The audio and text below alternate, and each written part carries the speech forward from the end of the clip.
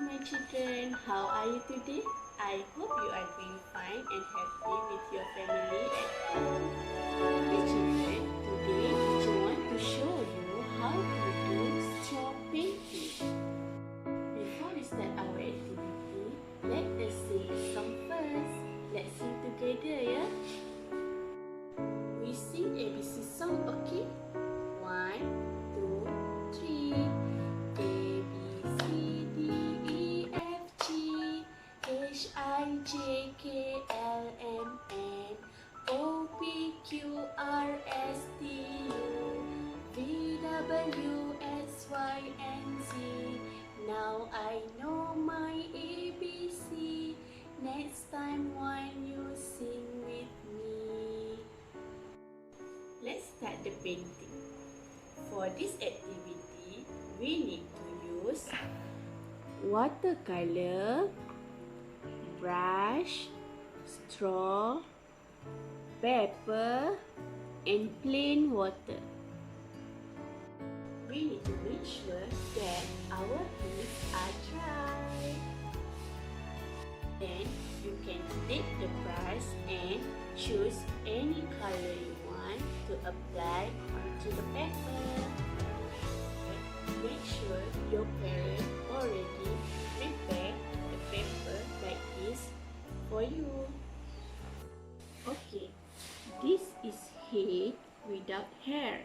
So now we are going to make the hair for this picture.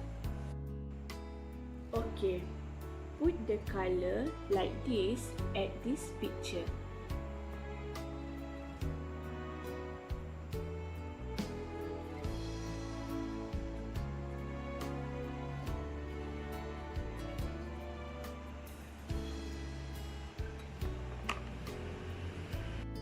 Let's blow the color like this.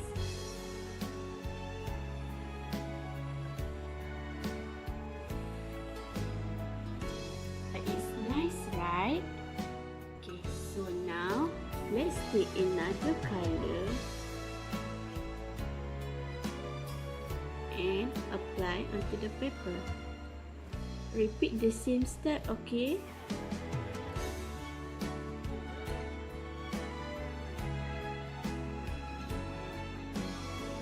Okay, then let's blow.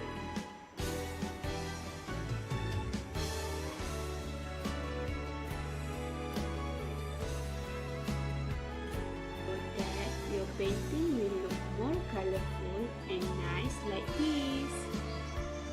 Repeat the same step and also use the different color to make more colorful as I said just now. Okay. Teacher choose blue color. Okay. Repeat the same step, okay?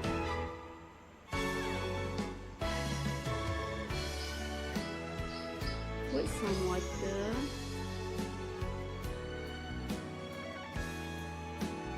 And let's blow.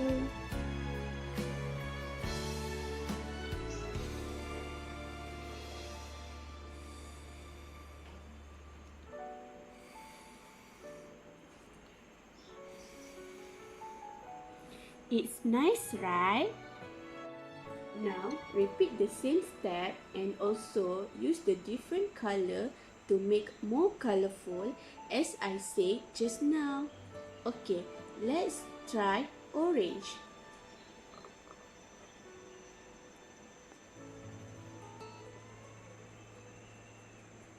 Put some water.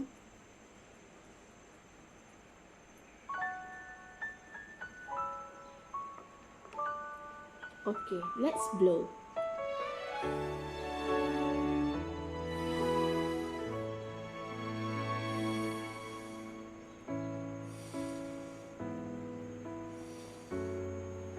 Wow, good job, children. Make sure your mommy and daddy help you to do this activity at home, your children. Okay, after finished activity, don't forget to clean up the mess, your children. I hope you enjoy this activity at home with your family. Teacher and see you on the next video.